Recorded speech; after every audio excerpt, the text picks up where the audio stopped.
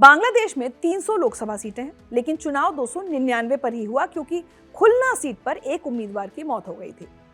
Final नतीजों के मुताबिक बीएनपी और उसके सहयोगी दलों को 212 सीटें मिली, जैसा मैंने अभी बताया था। जमाते इस्लामी और उसके गठबंधन ने 77 सीटों पर कब्जा किया, जबकि नेशनल सिटीजन पार्टी सिर्फ 6 सीटों पर सिमट गई। इनके अलावा 4 सीटों पर छोटी पार्टियों और निर्दलीय उम्मीदवारों ने जीत दर्ज की है। अब उस शख्स की बात करते हैं जिसकी चर्चा इन चुनावों में सबसे ज्यादा है, तारिक रहमान।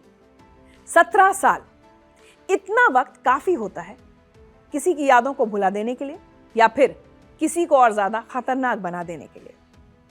तारिक रहमान के लिए ये 17 साल लंदन की सर्दी में बीते, लेकिन बांग्लादेश की सियासत में उनकी गर्माहट बरकरार रही। दिसंबर 2025 में जब वो अपनी बीमार मां बांग्लादेश की पूर्व प्रधानमंत्री खालिदा जिया को देखने ढाका लौटे तो हजारों की भीड़ थी, कटआउट्स थे, नारे थे, और अब फरवरी 2026 में वो बांग्लादेश के अगले प्रधानमंत्री बनने वाले हैं। लेकिन सवाल है कि ये वापसी बदले की कहानी है या परिपक्वता की। तारिक रहमान, जिन्हें बांग्लादेश में तारिक जिया भी कहते हैं, जिया परिवार की विरासत है। उनकी मां खालिदा जिया 2 बार प्रधानमंत्री रह चुकी हैं। 2008 में जब तारिक को भ्रष्टाचार और मनी लॉन्ड्रिंग के आरोप में गिरफ्तार किया गया, तब उन्होंने खुद को राजनीतिक शिकार बताया।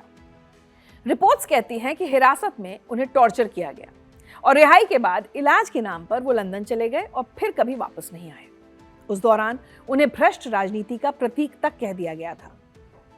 तारिक ने आरोपों को राजनीतिक साजिश करार दिया और पिछले साल उन्हें बरी भी कर दिया गया। शेख हसीना के राज में लंदन से तारिक ने अपनी पार्टी बीएनपी को ढहते देखा, नेताओं को जेल जाते देखा, दफ्तर बंद होते देखे।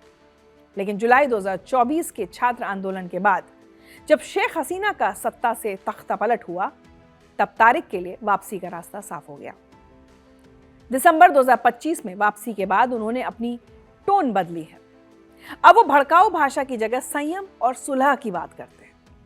उनका मैसेज था people's ownership of the state, यानी राज्य पर लोगों का स्वामित्व और संस्थानों को फिर से खड़ा करना।